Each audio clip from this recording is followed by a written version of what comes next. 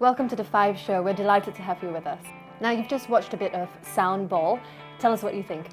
Well, amazing. Yeah, it's the first time I've actually seen it, and obviously, tennis is a tough sport at any stage of anyone's career, but obviously to do it without sight and just relying on the sound of a ball and to have contact was pretty amazing what those guys were doing. And obviously the volunteers that go out of their way to help these people go out there and actually enjoy it. And I think it's a fantastic thing for our sport as well of tennis, that we're going across a different path as well.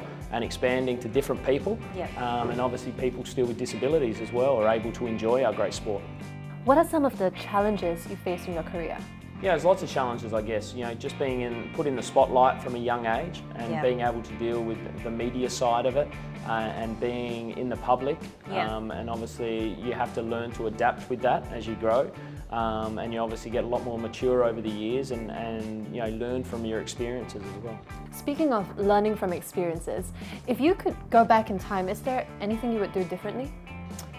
Not really. For me, I've always given 100%, and that's been so important for me. Obviously, there's matches here and there where you would like to play different shots at different times on big points. But at the end of the day, as long as you can look yourself in the mirror and know that you've gone out there and absolutely laid it all on the line, then you have no regrets. And that's one great thing. I feel like every time I've stepped onto the tennis court, either practice or matches, I've gone out there with that attitude and that never say die attitude. And so many times it's won me a lot of big matches as well.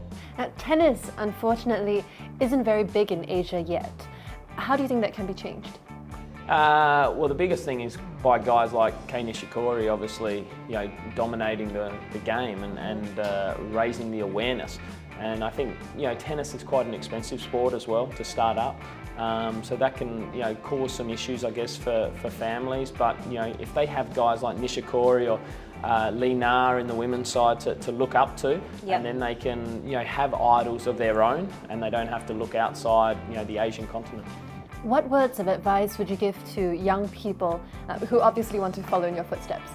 I guess the biggest thing was to follow your dreams, and for me, I believed in my ability as well, and it's very easy to go out there and get overawed against the bigger named players at the time when you're a junior on the way up.